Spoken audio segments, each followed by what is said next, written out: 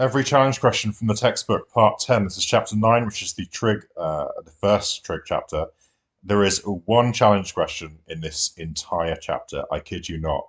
And that challenge question even comes with a very helpful hint, which I couldn't help but see because it's pasted right next to it.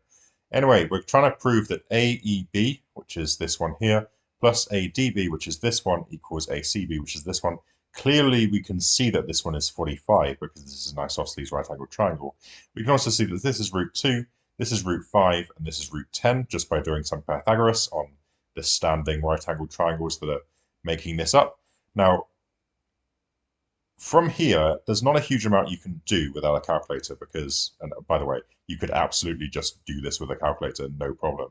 But if you were determined not to, like the problem is that this angle here is sine inverse of 1 over root 5, and this one is 1 over root 10, and we don't know those exact values. We also don't know that much about manipulation trig that comes in year 13, so we can't do that either, like combining compound angles and stuff like that. So that's all off the table. You could also consider cosine rule on this sort of scalene triangle here to find this angle, but you end up in the same situation as if you just do SOHCAHTOA on the right angle triangle. So yeah, we go over to the hints here, and this is actually very helpful because we can label all the stuff that we figured out about this triangle over here, which is all of this. And now this distance across here is clearly 5.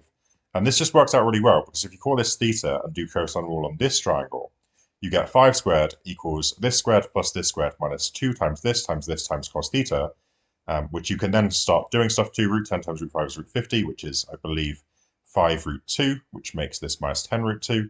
This goes away to make a 10. Divide by minus 10 to get minus 1, divide by root 2 to get minus 1 over root 2. And we should know that cos of theta equals minus 1 over root 2 happens that theta is 135, which is super useful that this is 135, because that means, of course, that this angle plus this angle, because they're on a straight line, is 45. But this angle plus this angle, ADB, and AEB, sorry, were these two angles here. So we know those add up to make 45, but this one is 45, as we said right at the very top, which means they add up to make that last angle there. And that's the entire chapter's challenge questions done.